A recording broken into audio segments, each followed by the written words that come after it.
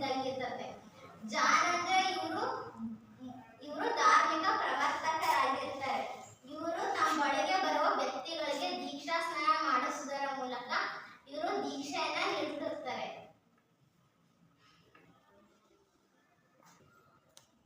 ಆಗ ಏನ್ ಯೇಸು ಕ್ರಿಸ್ತರು ಇರ್ತಾರಲ್ಲ ಅವರು ಕೂಡ ಏನು ಜಾನ್ ಅಂತಕ್ಕಂಥ ಒಬ್ಬ ವ್ಯಕ್ತಿಯಿಂದ ಇವರು ದೀಕ್ಷಾ ಸ್ನಾನ ಮಾಡಿಸ್ಕೊಂಡು ದೀಕ್ಷೆಗೆ ಒಳಗಾಗಿರ್ತಾರೆ.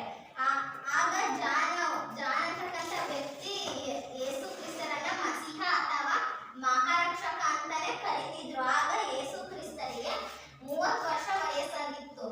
ಆಗ ಅವರು ಮತ ಪ್ರಚಾರ ಹಾಗೂ ಬೋಧನೆಯಲ್ಲಿ ಅವರು ತೊಡಗಿ ಅವರು ಯಹೂದಿಗಳ ಧರ್ಮ ಅಂದ್ರೆ ಇಸ್ರೇಲ್ ದೇಶದಲ್ಲಿ ಇವರು ಮತ ಪ್ರಚಾರ ಹಾಗೂ ಬೋಧನೆಗಳನ್ನ ಹೇಳ್ತಾ ಹೋಗ್ತಾರೆ. ಆಗ ಏನು ಯಹೂದಿಗಳು ಇರ್ತಾರಲ್ಲ ಅವ್ರ ಧರ್ಮದಲ್ಲಿ ಅವ್ರಿಗೆ ಮಸೀಹ ಮಹಾರಕ್ಷಕ ಅಂತವರು ಇರೋದಿಲ್ಲ ಅವರಿಗೆ.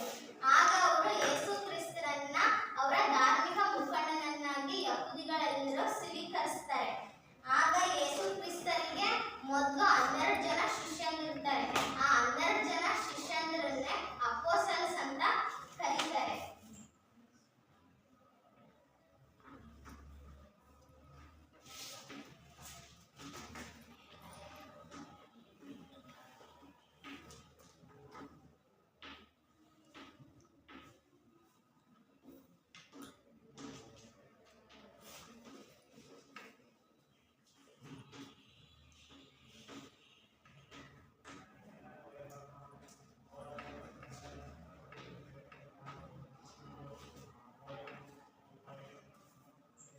ಯೇಸು ಕ್ರಿಸ್ತರ 12 ಜನ ಅನುಯಾಯಿಗಳನ್ನ ಅಪೋಸ್ಟಲ್ಸ್ ಅಂತ ಕರೀತಾರೆ. ಆಗ 12 ಜನ ಶಿಷ್ಯರಲ್ಲಿ ಅವರ ಮೊದಲ ಅನುಯಾಯಿ ಹೆಸರು ಪೀಟರ್ ಅಂತಕ್ಕಂಥ ಒಬ್ಬ ವ್ಯಕ್ತಿಯಾಗಿರ್ತದೆ. ಯೇಸು ಕ್ರಿಸ್ತರು ತುಂಬಾ ಸಹಾನುಭೂತಿ ಹಾಗೂ ಕನಿಕರ ಕರುಣೆಯನ್ನು ಉಳ್ಳಂತ ವ್ಯಕ್ತಿಯಾಗಿರ್ತಾರೆ. ಇವರು ಅವರಿಗಿರ್ತಕ್ಕಂಥ ಒಂದು ಅಸಾಮಾನ್ಯ ಶಕ್ತಿಯಿಂದ ಇವರು ಬಡವರ ಕಷ್ಟಗಳನ್ನ ಇವರು ಯಾವಾಗಲೂ ಪರಿಹರಿಸಲು ಮುಂದಿರ್ತಾರೆ. ಇನ್ನ ಯೇಸು ಕ್ರಿಸ್ತರನ್ನ ಹೇಗೆ ಶಿಲುಬೆಗೇರಿಸಿದ್ರು ಅಂದ್ರೆ ಈಗ ಯಹೂದಿಗಳಿದ್ರಲ್ಲ ಅವರು ಯೇಸು ಕ್ರಿಸ್ತರನ್ನ ಮಹಾರಕ್ಷಕ ಅಥವಾ ಮಸೀಹ ಅಂತ ಅವರೆಲ್ಲರೂ ಅವ್ರನ್ನ ಅನ್ಕೊಂಡಿದ್ರು. ಆದ್ರೆ ಇವರು ಯೇಸು ಕ್ರಿಸ್ತರಿರ್ತಾರಲ್ಲ ಏನು ಯಹೂದಿಗಳ ಆಚರಣಾ ಕ್ರಮಗಳನ್ನು ಇವರು ಅದರಲ್ಲಿ ಬಹಳ ಕಷ್ಟದಲ್ಲಿರ್ತಕ್ಕಂಥ ಆಚರಣೆಗಳು ಅವು ತುಂಬಾ ಕಷ್ಟ ಇದ್ವು. ಅವನ್ನ ಇವ್ರು ಯೇಸು ಕ್ರಿಸ್ತರು ಇವು ಬೇಡ ಅಂತ ಹೇಳಿದ್ರಲ್ಲ. ಆಗ ಇವ್ರು ಯಹೂದಿಗಳಿರ್ತಾರಲ್ಲ ಅವ್ರು ಏನ್ ಮಾಡ್ತಾರೆ ಅಂದ್ರೆ ಯೇಸು ಕ್ರಿಸ್ತರನ್ನ ದ್ವೇಷಿಸ್ತಾರೆ. ಅವರು ಆಮೇಲೆ ಅವ್ರಿಗೊಂದು ಭಯ ಇರ್ತದೆ. ಏನಂದ್ರೆ ಇವರು ಯಹೂದಿಗಳಲ್ಲೇ ಮತ್ತೆ ಇನ್ನೊಂದು ಹೊಸ ಧರ್ಮವನ್ನ ಸೃಷ್ಟಿ ಮಾಡ್ತಾರೆ ಅಂತ ಒಂದು ಭಯ ಇರ್ತದೆ. ಆಗ ಅವರೆಲ್ಲರೂ ಏನ್ ಮಾಡ್ತಾರೆ ಅಂದ್ರೆ ಯೇಸು ಕ್ರಿಸ್ತರನ್ನ ವಿರೋಧಿಸ್ತಾರೆ. ಈ ಎಲ್ಲಾ ಕಾರಣಗಳಿಂದಾಗಿನೇ ಏನಾಗುತ್ತೆ ಅಂದ್ರೆ ಯೇಸು ಕ್ರಿಸ್ತರು ಒಂದ್ ದಿವಸ ಜೆರೂಸಲೇಮ್ಗೆ ಏನ್ ಹೋಗಿರ್ತಾರಲ್ಲ ಆಗ ಯಹೂದಿಗಳು ಅವ್ರನ್ನ ಬಂಧಿಸಿ ಏನ್ ಮಾಡ್ತಾರೆ ಅಂದ್ರೆ ರೋಮ್ನ ರಾಜ್ಯಪಾಲನ ವಶಕ್ಕೆ ಕೊಡ್ತಾರೆ. ಆಗ ಇದು ಇಸ್ರೇಲ್ ದೇಶ ಇರ್ತದಲ್ಲ ಅದು ರೋಮ್ನ ವಶವಾಗಿರ್ತದೆ. ಆಗ ರೋಮ್ನ ರಾಜ್ಯಪಾಲನಾಗಿರ್ತಾನಲ್ಲ ಅವನ ಕೈಗೆ ಯೇಸು ಕ್ರಿಸ್ತರನ್ನ ಒಪ್ಪಿಸಿದಾಗ ಅವನು ಯೇಸು ಕ್ರಿಸ್ತರನ್ನ ಶಿಲುಬೆಗೇರಿಸುವ ಮರಣದಂಡನೆಯ ಶಿಕ್ಷೆಯನ್ನು ರೋಮ್ನ ರಾಜ್ಯಪಾಲನು ವಿಧಿಸ್ತಾನೆ. ಆಗ ರೋಮ್ನ ಸೈನಿಕರು ಏನಿರ್ತಾರಲ್ಲ ರಾಜ್ಯಪಾಲನ ಆಜ್ಞೆ ಅಂತೆ ಅವರು ಯೇಸು ಕ್ರಿಸ್ತರನ್ನ ಕರ್ಕೊಂಡು ಗೋಲ್ಗತಾ ಎಂಬ ಬೆಟ್ಟದ ಮೇಲೆ ಶುಕ್ರವಾರದ ದಿನದಂದು ಅವರು ಶಿಲುಬೆಗೇರಿಸ್ತಾರೆ. ಈ ದಿನವನ್ನ ಇದುವರೆಗೂ ಕೂಡ ಅವರು ಶುಕ್ರವಾರದಂದು ಗುಡ್ ಫ್ರೈಡೆ ಅಂತ ಅಂದು ಆಚರಿಸ್ತಿದ್ದಾರೆ. ಇಷ್ಟೇ ಯೇಸು ಕ್ರಿಸ್ತರ ಜೀವನದ ಬಗ್ಗೆ ನಾನು ಹೇಳಿ ಮುಗಿಸ್ತೀನಿ. ನನ್ನ ಹೆಸರು ಶ್ವೇತಾ, ನಾನು 9ನೇ ತರಗತಿ ಓದ್ತಿದ್ದೀನಿ. ಇಷ್ಟೊಂದು ನಾವು ಯೇಸು ಕ್ರಿಸ್ತರ ಜೀವನ ಮತ್ತು ಅವ್ರನ್ನ ಹೇಗೆ ಶಿಲುಬೆಗೇರಿಸಿದ್ರು ಅಂತ ತಿಳ್ಕೊಂಡ್ವಿ. ಇವಾಗ ಯೇಸು ಕ್ರಿಸ್ತರ ಬೋಧನೆಗಳು ಮತ್ತು ಅವ್ರ ಧರ್ಮವನ್ನ ಹೇಗೆ ಪ್ರಚಾರ ಮಾಡಿದ್ರು ಅಂತ ತಿಳ್ಕೊಳ್ಳೋಣ. ಯೇಸು ಕ್ರಿಸ್ತರ ಅವರು ರಚಿಸಿರ್ತಕ್ಕಂಥ ಬೋಧನೆಗಳನ್ನ ಅತ್ಯಂತ ಸರಳ ಹಾಗೂ ಸುಲಭವಾಗಿ ಅನುಸರಿಸಬಲ್ಲವರಾಗಿದ್ರು. ಇವರು ಕಥೆ ಅಥವಾ ದೃಷ್ಟಾಂತಗಳು ಅಂದ್ರೆ ಘಟನೆಗಳ ಕಥೆ ಅಥವಾ ಘಟನೆಗಳ ಮೂಲಕವೂ ಸಹ ಅವರು ಬೋಧನೆಗಳನ್ನ ಬೋಧಿಸಲ್ಪಟ್ಟರು. ದೇವರ ಒಬ್ಬನೇ ದಯಾಮಯನಾದ ದೇವರು ಸರ್ವ ಜೀವರಾಶಿಗಳಿಗೆ ತಂದೆ. ಅಂದ್ರೆ ಇಡೀ ವಿಶ್ವಕ್ಕೆ ಇಡೀ ಪ್ರಪಂಚಕ್ಕೆ ಎಲ್ಲ ಪ್ರತಿಯೊಂದು ಜೀವರಾಶಿಗಳಿಗೂ ದೇವರು ಒಬ್ಬನೇ ಇರ್ತಾನೆ. ಪ್ರತಿಯೊಬ್ಬರಲ್ಲಿ ಸಹೋದರತ್ವ ಭಾವನೆ ಇರಬೇಕು. ಅಂದ್ರೆ ಎಲ್ಲರೂ ಒಂದೇ ರೀತಿ ಇರ್ಬೇಕು. ಭೇದ ಭಾವ ಮೇಲು ಕೀಳು ಎಂಬ ಮನೋಭಾವನೆ ಇರಬಾರ್ದು. ಎಲ್ಲರೂ ಒಂದೇ ಎಲ್ಲರೂ ಸಮನಾಗಿರ್ತಕ್ಕಂಥ ಸಹೋದರತ್ವವನ್ನು ಹೊಂದಿರಬೇಕು. ನಾವು ಕಷ್ಟದಲ್ಲಿರುವವರನ್ನು ಪ್ರೀತಿಸಿದರೆ ದೇವರನ್ನು ಪ್ರೀತಿಸಿದಂತೆ. ಇವಾಗ ನಾವು ಯಾರಾದ್ರೂ ಒಬ್ರು ಕಷ್ಟದಲ್ಲಿ ಅದಾರೆ ಅಂದ್ರೆ ನಾವು ಯಾರಾದ್ರೂ ಒಬ್ಬರಿಂದ ಅವ್ರಿಗೆ ಸಹಾಯ ಮಾಡಿದ್ರೆ, ಪ್ರಾಮಾಣಿಕತೆಯಿಂದ ನಾವು ಅವ್ರಿಗೆ ಸಹಾಯ ಮಾಡಿದ್ರೆ ದೇವರನ್ನೇ ಪ್ರೀತಿಸ್ತಾರೆ. ಫಲದಿಂದ ಯಾವುದನ್ನು ಬಯಸಿದ್ರೆ ನಾವು ಅವರ ಸೇವೆಯನ್ನು ಮಾಡಬೇಕು. ಇವಾಗ ನಾವು ಯಾರಿಗಾದ್ರೂ ಯಾರಿಗಾದ್ರೂ ನಾವು ಸಹಾಯ ಮಾಡ್ತೀವಂದ್ರೆ ಅವರಿಗೆ ದುಡ್ಡು ಈ ಥರ ಎಲ್ಲ ಬಯಸಿದ್ರೆ ನಾವು ಅವರಿಗೆ ಸಹಾಯವನ್ನು ಮಾಡಬೇಕು. ಮಾನವನ ಸೇವೆಗೆ ದೇವರ ಸೇವೆಗೆ ಸಮಾನವಾಗುವುದು. ನಾವೀಗ ಕೆಲವು ಜನರು ಹಿರಿಯರಿರ್ತಾರೆ, ಅವ್ರನ್ನ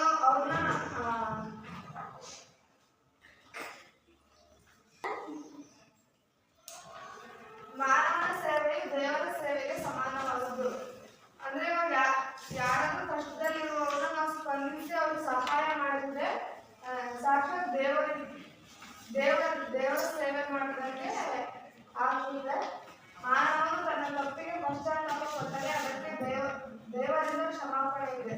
ಇವಾಗ ನಾವು ಮನುಷ್ಯರು ಏನಾದ್ರೂ ತಪ್ಪು ಮಾಡಿ ನಾವು ಈ ಥರ ತಪ್ಪು ಮಾಡಬಾರ್ದು ಅಂತ ಪಶ್ಚಾತ್ತಾಪ ಪಟ್ಟರೆ ಅದಕ್ಕೆ ದೇವರಿಂದ ಕ್ಷಮಾಪಣೆ ಇದೆ. ಇದೇ ಕ್ರೈಸ್ತ ಧರ್ಮದಲ್ಲಿ ಏನ್ ಮಾಡ್ತಾರೆ ಅಂದ್ರೆ ಒಂದ್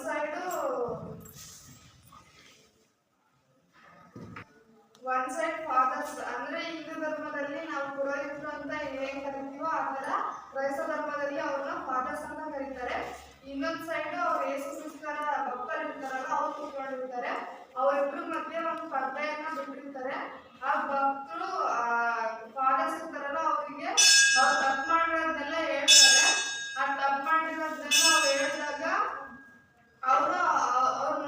ಅವರಿಗೆ ನೋವಾಗಬಾರ್ದು ಅಂತ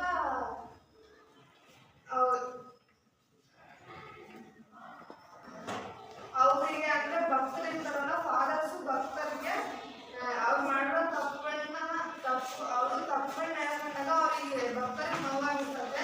ಅವಾಗ ಫಾದರ್ಸ್ ಅವರಿಗೆ ಸಮಾಧಾನಕರವಾದ ಮಾತುಗಳನ್ನ ಹೇಳ್ತಾರೆ. ಹಾಗೆ ಅವರು ಕ್ಷಮಾಪಣೆ ಪತ್ರ ಅಂತ ಭಕ್ತರಿಗೆ ಕೊಡ್ತಿದ್ರು. ಅವಾಗಿನ ಕಾಲದಲ್ಲಿ ಭಕ್ತರಿಗೆ ಕೊಡ್ತಿದ್ರು. ಇವಾಗ ಅದು ಕೊಡಲ್ಲ. ನಿನ್ನ ಶತ್ರುವನ್ನು ನೀನು ಪ್ರೀತಿಸು, ನಿನಗೆ ಕೆಟ್ಟದನ್ನು ಬಯಸುವವರಿಗೆ ನೀನು ಒಳ್ಳೆಯದನ್ನು ಬಯಸು. ನಮ್ಮ ಶತ್ರುಗಳಿರ್ತಾರಲ್ಲ ಅವ್ರಿಗೆ ಎಷ್ಟೇ ಕೆಟ್ಟದನ್ನು ಬಯಸಿದ್ರು ನಾವು ಅವರಿಗೆ ಯಾವಾಗಲೂ ಒಳ್ಳೆಯದನ್ನೇ ಬಯಸಬೇಕು. ಅವರನ್ನು ಎಷ್ಟೇ ದ್ವೇಷ ಮಾಡಿದ್ರು ನಾವು ಯಾವಾಗಲೂ ಅವ್ರನ್ನ ಪ್ರೀತಿಸಬೇಕು. ಇನ್ನು ಕ್ರೈಸ್ತ ಧರ್ಮದ ಪ್ರಚಾರ ಹೆಂಗಾಯ್ತು ಅಂದ್ರೆ ಇದು ಇಡೀ ವಿಶ್ವದೆಲ್ಲೆಡೆ ಪ್ರಚಾರವಾಗಲು 3 ಕಾರಣಗಳಿವೆ. ಮೊದಲನೇದಾಗಿ ಯೇಸು ಕ್ರಿಸ್ತರಿಗೆ 12 ಜನ ಶಿಷ್ಯರಿರ್ತಾರೆ. ಆ 12 ಜನ ಶಿಷ್ಯರನ್ನು ಅಪೋಸ್ಟಲ್ಸ್ ಅಂತ ಕರೀತಾರೆ. ಆ 12 ಜನ ಅಪೋಸ್ಟಲ್ಸ್ ಇರ್ತಾರಲ್ಲ ಅವರೇ ಇಡೀ ಕ್ರೈಸ್ತ ಧರ್ಮವನ್ನ ಇಡೀ ವಿಶ್ವದೆಲ್ಲೆಡೆ ಪ್ರಚಾರ ಮಾಡ್ತಾರೆ. ಸಂತ ಪೀಟರ್ ಇವರು ರೋಮ್ನಲ್ಲಿ ಕ್ಯಾಥೋಲಿಕ್ ಚರ್ಚ್ ಅನ್ನು ಸ್ಥಾಪಿಸಿ ಹಾಗೆ ಇವರ ಧರ್ಮವನ್ನು ಪ್ರಚಾರ ಮಾಡ್ತಾರೆ. ಇವರು ಸಂತ ಪೀಟರು ಇವರು ರೋಮ್ನಲ್ಲಿ ಕ್ಯಾಥೋಲಿಕ್ ಎಂಬ ಒಂದು ಚರ್ಚ್ ಅನ್ನು ಸ್ಥಾಪಿಸ್ತಾರೆ. ಆ ಚರ್ಚ್ ಅನ್ನು ಸ್ಥಾಪಿಸೋದಂದ್ರೆ ಕ್ರೈಸ್ತ ಧರ್ಮವನ್ನ ಇನ್ನೂ ಹೆಚ್ಚು ಪ್ರಸಾರ ಮಾಡ್ತಾರೆ. ಕಾನ್ಸ್ಟಂಟೈನ್ ಎಂಬ ರೋಮನ್ನ ಚಕ್ರವರ್ತಿ ಇವರು ಸಾಮಾನ್ಯ ಶಕ 313ರಲ್ಲಿ ಕ್ರೈಸ್ತ ಧರ್ಮವನ್ನು ಸ್ವೀಕರಿಸ್ತಾರೆ. ಕ್ರೈಸ್ತ ಧರ್ಮವನ್ನು ಸಾಮಾನ್ಯ ಶಕ 313ರಲ್ಲಿ ಸ್ವೀಕರಿಸ್ತಾರೆ. ಇನ್ನು ಕ್ರೈಸ್ತ ಧರ್ಮದ ಕೊಡುಗೆಗಳನ್ನು ನೋಡೋಣ. ಇವರು ಶಾಂತಿ ಮತ್ತು ಸಹೋದರತ್ವ ತತ್ವವನ್ನ ಹೇಳಿದ್ದಾರೆ. ಅಂದ್ರೆ ಎಲ್ಲರಲ್ಲೂ ಶಾಂತಿಯುತವಾಗಿ ನಾವು ಏನೇ ಕಷ್ಟ ಬಂದರೂ ಶಾಂತಿಯಿಂದ, ಎಂಥ ತೊಂದರೆಗಳು ಬಂದರೂ ನಾವು ಶಾಂತಿಯಿಂದ ಅದನ್ನ ಎದುರಿಸ್ಬೇಕು. ಮತ್ತೆ ಸಹೋದರತ್ವ ತತ್ವ ಅಂದ್ರೆ ಎಲ್ಲರೂ ಒಟ್ಟಾಗಿ ಶಾಂತಿಯಿಂದ ಏನೇ ತೊಂದರೆ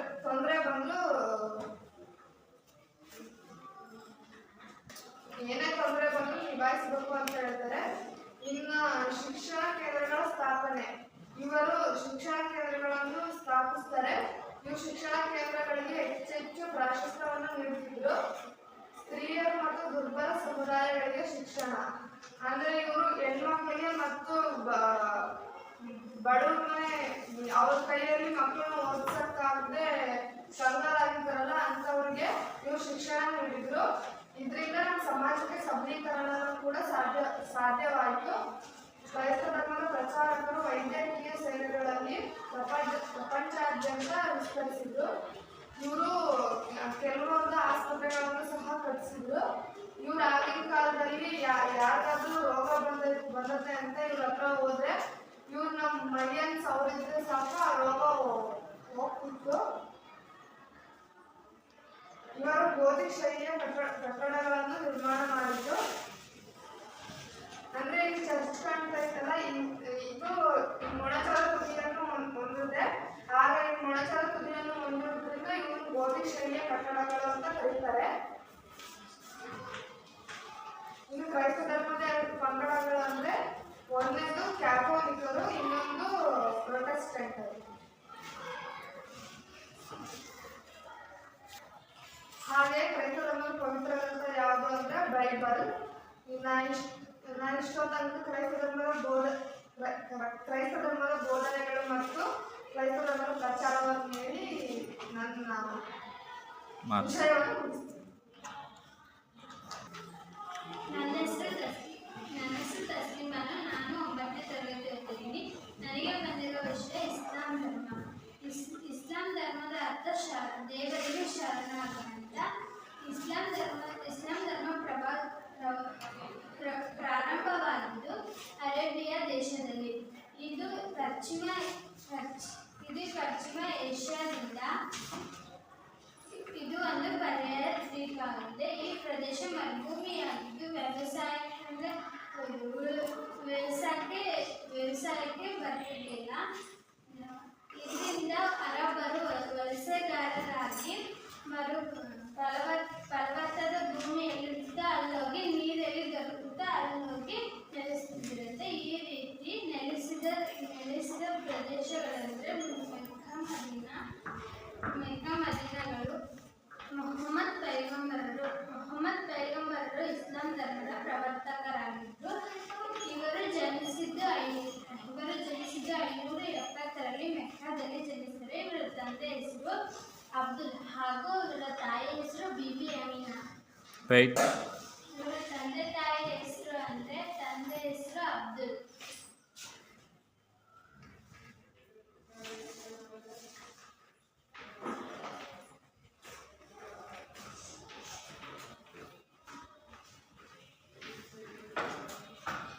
ಹಾಗೂ ಇವರ ತಾಯಿ ಹೆಸರು ಅಮೀನಾ.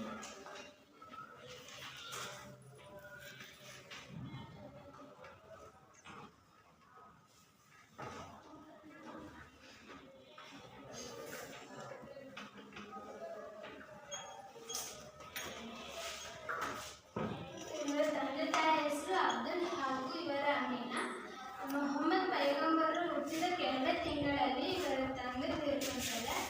ಮೊಹಮ್ಮದ್ ಪೈಗಂಬರರು 6ನೇ ವಯಸ್ಸಿನಲ್ಲಿ ಇದ್ದಾಗ ಅವರ ತಾಯಿನೂ ತೀರ್ಕೊಂತಾರೆ. ಹಾಗೂ ಮೊಹಮ್ಮದ್ ಪೈಗಂಬರರು ಅವರ ಚಿಕ್ಕಪ್ಪನ ಆಶ್ರಯದಲ್ಲಿ ಉಳಿತಾರೆ. ಅವರ ಚಿಕ್ಕಪ್ಪ ಒಬ್ಬರು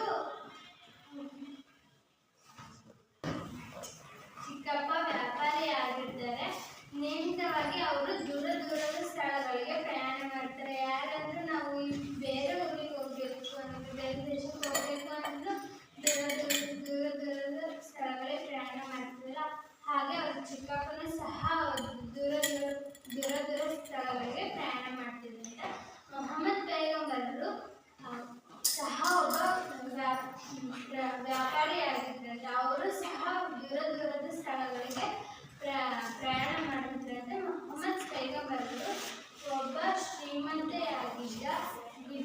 ಖದೀಜಾ ಬಳಿ ನೌಕರರಾಗಿ ಸೇನೆಗೆ ಸೇರ್ಕೊಂತಾರೆ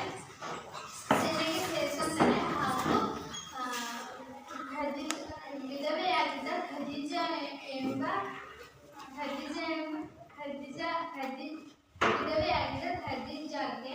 ಖದೀಜಾ ಜೊತೆ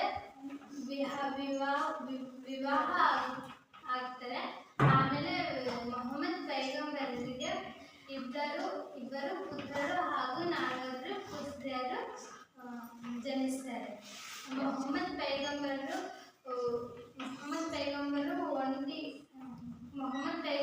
ಒಂಟಿಯಾಗಿ ಚಿಂತನೆಯಿಂದ ಒಬ್ಬೊಬ್ಬರೇ ಕುತ್ಕೊಂಡಿದ್ದಂತೆ ಯಾರಾದ್ರಾಗೆ ಬೇಜಾರಾದ್ರೆ ಯಾರಿಗಾದ್ರೂ ಸಿಟ್ಟು ಬಂದ್ರೆ ಒಬ್ಬೊಬ್ಬರೇ ಹೆಂಗೆ ಕೂತ್ಕೊಂತಾರಲ್ಲ, ಮೊಹಮ್ಮದ್ ಪೈಗಂಬರರು ಸಹ ಹಂಗೆ ಕೂತ್ಕೊಂತಾರೆ. ಮತ್ತೆ ಮೊಹಮ್ಮದ್ ಪೈಗಂಬರರು ಹಂಗೆ ಕೂತ್ಕೊಂತಿರ್ಲಿಲ್ಲಂತೆ.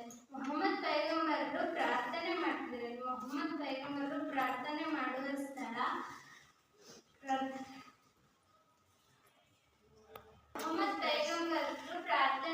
ಸ್ಥಳ ಹೀರಾ ಎನ್ನುವ ಬೆಟ್ಟದ ತಪ್ಪಲಿನಲ್ಲಿ ಪ್ರಾರ್ಥನೆ ಮಾಡಿದಂತೆ. ಹೀಗೆ ಒಮ್ಮೆ ಅವರು ಪ್ರಾರ್ಥನೆ ಮಾಡುವಾಗ ದೇವದೂತ, ನಾವು ಈ ದೇವಸ್ಥಾನದಲ್ಲಿ ಯಾರು ದೇವರು ಮಾತಾಡಿದ್ರು ಅಂತ ಅಂತೀವಲ್ಲ, ಹಾಗೆ ಅವರಿಗೆ ದೇವದೂತನ ಧ್ವನಿ ಕೇಳಿಸ್ತದೆ. ಅಲ್ಲಿ ದೇವದೂತನು ಮೊಹಮ್ಮದ್ ಪೈಗಂಬರರು ನೀನು ಅಲ್ಲಾನೇ, ನೀನು ದೇವರು ಅಂತ ಅಂತಾರಂತೆ ಎಂದು ಉದ್ಘಾಟಿಸಿದರು. ಮುಂಚೆ ನಾನು ಅಲ್ಲಾನ ಪ್ರವಾದಿ ಎಂದು ನಮ್ಮ ಕುಟುಂಬದ ಮತ್ತು ಸ್ನೇಹಿತರ ವರ್ಗಕ್ಕೆ ಮನಗಾಣಿಸಿದ್ರು ಅಂದ್ರೆ ಎಲ್ಲರಿಗೂ ತಿಳಿಸ್ತಾರೆ. ಇವರು ತಮ್ಮನ್ನೇ ತಾವೇ ಅಲ್ಲನ ಪ್ರವಾದಿ ಎಂದು ಹೇಳ್ಕೊಂತಿರ್ಲಿಲ್ಲ. ಯಾರಾದ್ರೂ ನೀವು ದೇವರು ಅಂತ ಅಂದಾಗ ಅವ್ರೇನು ನಾನು ದೇವರಲ್ಲ ಅಂತಾರಲ್ಲ, ಇವರು ಹಾಗೂ ಮೊಹಮ್ಮದ್ ಪೈಗಂಬರರು ನಾನು ದೇವರಲ್ಲ ಅಂತ ಹೇಳ್ತಾರೆ. ತಾವು ಕೆಲವು ಅಲ್ಲನ್ ಅಭಿವ್ಯಕ್ತಿಸಿದರು. ಅವರ ಶಿಷ್ಯರು ಈ ನುಡಿಗಳನ್ನು ನುಡಿಗಟ್ಟಿಸ್ತಾರೆ. ಮೊಹಮ್ಮದ್ ಪೈಗಂಬರರ ಮೂಲ ಇಸ್ಲಾಂ ಧರ್ಮದ ಮೂಲತಃ ಅಂದರೆ ಇಸ್ಲಾಂ ಧರ್ಮದ ಪವಿತ್ರದಿಂದ ನೀವು ಹೇಳ್ಬೋದು ಕುರಾನ್ ಅಂದರೆ ಏನು ಅಂತ. ಇಸ್ಲಾಂ ಧರ್ಮದ ಪವಿತ್ರ ಗ್ರಂಥ ಅಂದರೆ ಕುರಾನ್. ಮೆಕ್ಕಾದ ಪ್ರಯಾಣಿಕರಾಗಿದ್ದ ವರ್ಗ ಇವರನ್ನು ವಿರೋಧಿಸಿದ್ರು. ಇವರು ವಿರೋಧಿಸಲು ಪ್ರಾರಂಭಿಸಿದಂತೆ. ಈ ಕಾರಣದಿಂದ ಮುಂದೆ ಪೈಗಂಬರರು ಮೆಕ್ಕಾದಲ್ಲಿ ಬೋಧಿಸಲು ಸಾಧ್ಯವಾಗ್ತಿರಲಿಲ್ಲ. 622ರಲ್ಲಿ ಮೆಕ್ಕಾದಿಂದ ಮದೀನಾ ಕಡೆಗೆ ಪ್ರಯಾಣಿಸಿದರು ಮೊಹಮ್ಮದ್ ಪೈಗಂಬರರು. ಈ ಪ್ರಯಾಣವು ಹಿಜಿರ ಎಂಬ ಶಕ ಎಂಬ ಹೆಸರಿನಿಂದ ಬಂದಿದೆ. ಪ್ರಸಿದ್ಧವಾಗಿದ್ದ ಸ್ವಲ್ಪ ಕಾಲ ಮದೀನಾದಲ್ಲಿ ನೆಲೆಯೂರುತ್ತಿದ್ದ. ಅಲ್ಲಿ ಅರೇಬಿಯಾದ ಮೆಕ್ಕಾದಲ್ಲಿ ತಮ್ಮ ಅನುಯಾಯಿಗಳೊಂದಿಗೆ ಮತ್ತೆ ಮದೀನಾ ಕಡೆಗೆ ನೆಲೆಸ್ತಾರೆ. ತಮ್ಮ ಅನುಯಾಯಿಗಳೊಂದಿಗೆ ಬಂದು ನೆಲೆಸಿದರೆ ಮೊಹಮ್ಮದ್ ಪೈಗಂಬರರು 632ರಲ್ಲಿ ಮೆಕ್ಕಾದಲ್ಲಿ ಕೊನೆಯ ಹೆಸರು ಹೇಳಿದರು. ಇಲ್ಲಿವರೆಗೂ ನಾನು ಇಸ್ಲಾಂ ಧರ್ಮದ ಬಗ್ಗೆ ಹೇಳಿದೆ. ನನ್ನ ಹೆಸರು ಸಾನಿಯಾ ಬೇಗಂ. ನಾನು 9ನೇ ತರಗತಿ ಓದುತ್ತಿದ್ದೇನೆ. ಮೊಹಮ್ಮದ್ ಪೈಗಂಬರ ಜೀವನ ಬಗ್ಗೆ ತಿಳಿದುಕೊಂಡೆ. ಇವಾಗ ಇಸ್ಲಾಂ ಧರ್ಮದ ಬೋಧನೆಗಳು ಮತ್ತು ಆಚರಣೆ ಬಗ್ಗೆ ತಿಳಿದುಕೊಳ್ಳೋಣ.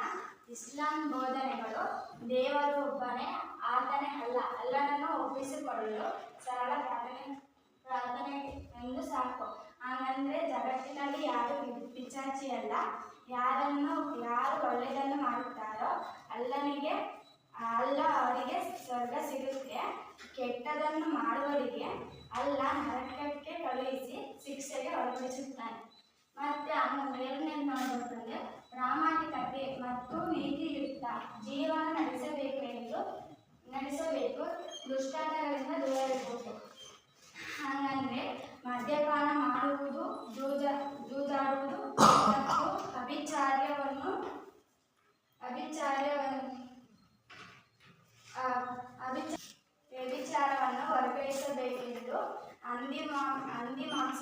ಸೇವಿಸಬಾರದೆಂದು ತಿಳಿಸಿದರು. ಇವಾಗ ದಿನ ದುರ್ಬಲ ಬಗ್ಗೆ ಕರುಣೆ ಹಾಗೂ ಸ್ತ್ರೀಯರ ಬಗ್ಗೆ ಗೌರವಿಸಬೇಕು. ಹಾಗಂದ್ರೆ ಇಸ್ಲಾಂ ಧರ್ಮದ ಸಮಾನತೆ ಮತ್ತು ವಿಶ್ವ ಭ್ರಾತೃತ್ವದಂತಹ ತತ್ವಗಳನ್ನು ಒಳಗೊಂಡಿದೆ.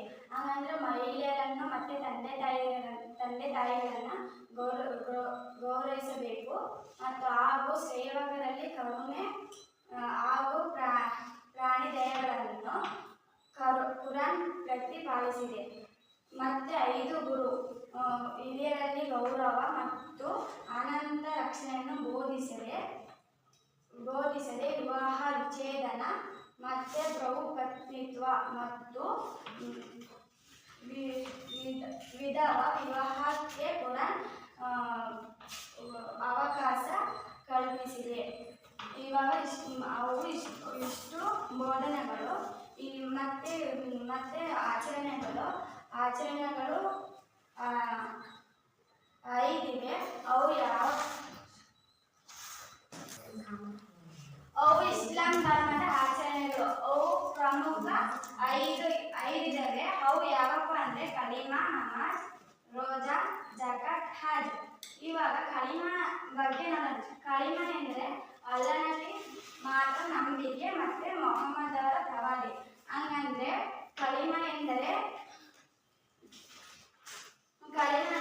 ದೇವರಲ್ಲಿ ನಂಬಿಕೆ ಮತ್ತು ಅಲ್ಲನಿಗೆ ಶರಣವಾಗುವುದು, ಆತನನ್ನು ಗೌರವಿಸುವುದು. ಇದು ಕುರಾನಿನ ಪ್ರಮುಖವಾಗಿದೆ. ಮತ್ತು ಇವಾಗ ನಮಾಜ್ ನೋಡ್ಬೇಕಂದ್ರೆ ಪ್ರತಿದಿನ 5 ಬಾರಿ ಅಲ್ಲನಿಗೆ ಪ್ರಾರ್ಥನೆ ಸಲ್ಲಿಸುವುದು. ನಮಾಜ್ ಅಂದರೆ ನಾವು ನಮಾಜ್ ಮಾಡಕ್ಕೆ ಹೋಗಾಗ ನಾವು ಮಸೀದಿಗೆ ಹೋಗ್ಬೇಕು. ಮಸೀದಿಗೆ ಹೋದಾಗ ಇಲ್ಲಿ ಮಸೀದಿ ಒಳಗೆ ನಮಾಜ್ ಮಾಡ್ತಾರೆ. ಅಲ್ಲಿ ನಮಾಜು ಗುಮಾಜ್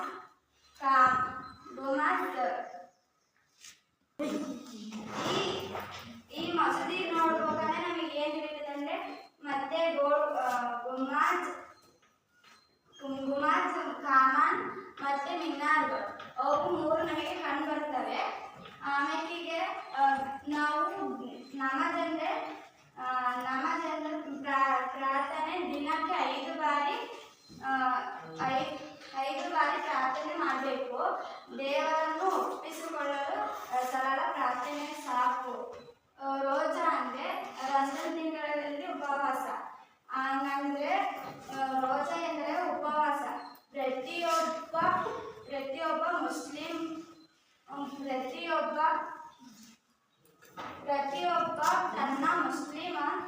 ತಮ್ಮ ಮುಸ್ಲಿಂ ಆತ್ಮಗೋಸ್ಕರ ರಂಜಾನ್ ತಿಂಗಳಲ್ಲಿ 29ರಿಂದ 30ರವರೆಗೆ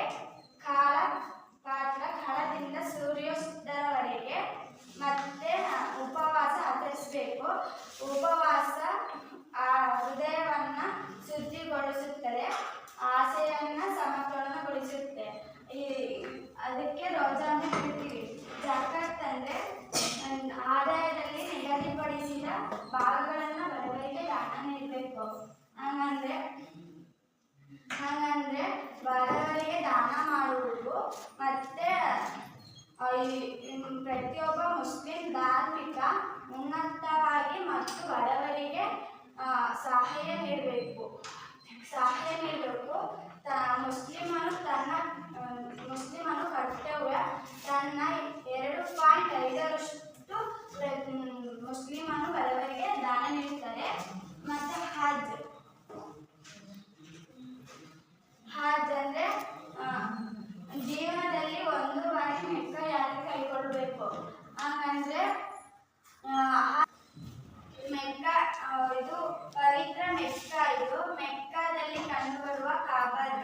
ಅಲ್ಲಿ ನಾವು ಈ ಮೆಕ್ಕ ಯಾತ್ರೆಗೆ ಹೋಗಿ 1 ಬಾರಿ ಪ್ರಾರ್ಥನೆಯನ್ನು ಸಲ್ಲಿಸಬೇಕು. ಅವರಿಗೆ ಸ್ವರ್ಗ ಬಾಗಿಲು ತೆರೆದಿರುತ್ತದೆ. ಮತ್ತೆ ಇವಾಗ ಇಸ್ಲಾಂ ಧರ್ಮದ ಕೊಡುಗೆಗಳು ನೋಡ್ಬೇಕಂದ್ರೆ ಇಸ್ಲಾಂ ಧರ್ಮದ ಬಗ್ಗೆ ಕೊಡುಗೆಗಳು ನೋಡ್ಬೇಕಾದ್ರೆ ಕೊಡುಗೆಗಳು ವೈದ್ಯಕೀಯವಾಗಿ ಜಗತ್ತ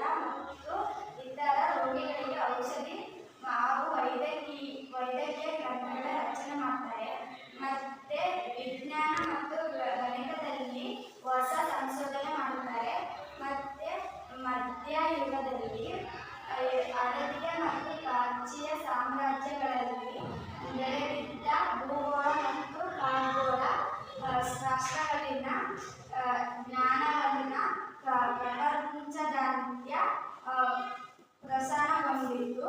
ಮತ್ತೆ ಕಲೆ ಮತ್ತು ವಾಸ್ತುಶಿಲ್ಪಗಳನ್ನ ಇಸ್ಲಾಂ ಧರ್ಮದ ಪ್ರಭಾವಿಸಿತು. ಮತ್ತೆ ಇಸ್ಲಾಂ ವಾಸ್ತುಶಿಲ್ಪ ಶೈಲಿಯ ಗುಣಲಕ್ಷಣಗಳನ್ನ ರೋಮನ್ ಮತ್ತೆ ರೋಮನ್ ಮತ್ತು ಪ್ರಾಚೀನ ಸಾಮ್ರಾಜ್ಯದಲ್ಲಿ ನಿರ್ಮಾಣವಾದ ವಾಸ್ತುಶಿಲ್ಪಗಳನ್ನ ನಾವು ಕಾಣಬಹುದು. ಮತ್ತೆ ಇಸ್ಲಾಂ ಧರ್ಮದ ಪ್ರಚಾರ ನೋಡ್ಬೇಕಂದ್ರೆ ಮೊಹಮ್ಮದ್ ಪೈಗಂಬರು ಪ್ರಾಮಾಣಿಕ ಮತ್ತು ಪ್ರಯತ್ನದಿಂದ ಕೇವಲ ಒಂದೇ ಶತಮಾನದಲ್ಲಿ ಇಸ್ಲಾಂ ಧರ್ಮ ಪಶ್ಚಿಮ ಸ್ನೇಹದಿಂದ ಪೂರ್ವದ ಭಾರತದವರೆಗೂ ಪ್ರಚಾರವಾಯಿತು. ಅವು ಪ್ರಚಾರ ಅಂದರೆ ಇಸ್ಲಾಂ ಧರ್ಮದ ಸರಳತೆ ಮತ್ತೆ ಖಲೀಫರು ಧರ್ಮ ಪ್ರಚಾರದ ಕಾರ್ಯಚಟುವಟಿಕೆಗಳು, ಇಸ್ಲಾಂ ಧಾರ್ಮಿಕರ ಶ್ರದ್ಧೆ ಮತ್ತೆ ಸುಲ್ತಾನರ ಧಾರ್ಮಿಕ ಆಸಕ್ತಿ, ಪೂರಕವಾಗಿ ಸೃಷ್ಟಿಯಾದ ರಾಜಕೀಯ ಮತ್ತೆ ಸನ್ನಿವೇಶಗಳು. ಅವು ಇಷ್ಟು ಪಂಗಡಗಳು. ಮತ್ತೆ ಇವಾಗ ಮೊಹಮ್ಮದ್ ಪ್ರವಾದಿ ಅವರು ಐದು ಸಂಗತಿಗಳನ್ನ ಇಷ್ಟಪಡುತ್ತಾರೆ ಮತ್ತೆ 5 ಸಂಗತಿಗಳನ್ನ ಮರೆಯುತ್ತಾರೆ. ಅವು ನಾವು ನೋಡ್ಬೇಕಂದ್ರೆ ಬಿಸ್ಮಿಲ್ಲಾಹು ಅಲೈ ವಸಲ್ಲ ಮರಳು ಹೇಳಿದರು, ತನ್ನ ಸಮುದಾಯದ ಮೇಲೆ ಒಂದು ಕಾಲವು ಬರುವುದು. ಆಗ ಅವರು 5 ಸಂಗತಿಗಳನ್ನ ಇಷ್ಟಪಡುತ್ತಾರೆ ಮತ್ತೆ 5 ಸಂಗತಿಗಳನ್ನ ಮರೆಯುತ್ತಾರೆ. ಇಸ್ಲಾಂ ಧರ್ಮದ ಪಂಗಡಗಳಂದ್ರೆ 2 ಇದ್ದಾವೆ. ಒಂದು ಶಿಯಾ ಪಂಗಡ ಮತ್ತೆ ಸುನ್ನಿ ಪಂಗಡಗಳು. ಮತ್ತೆ ಇಸ್ಲಾಂ ಧರ್ಮದ ಪವಿತ್ರ ಗ್ರಂಥ ಯಾವುದಂದ್ರೆ ಕುರಾನ್. ನಾವು ಇಷ್ಟು ಹೇಳ್ತಾ ಇವಾಗ ಇಸ್ಲಾಂ ಧರ್ಮದ ಬೋಧನೆಗಳು ಮತ್ತೆ ಆಚರಣೆಗಳು, ಕೊಡುಗೆಗಳು ಮತ್ತೆ ಇಸ್ಲಾಂ ಧರ್ಮದ ಪ್ರಚಾರಗಳು ಇಷ್ಟು ಹೇಳುತ್ತಾ ನನ್ನ ಮುಗಿಸುತ್ತೇನೆ.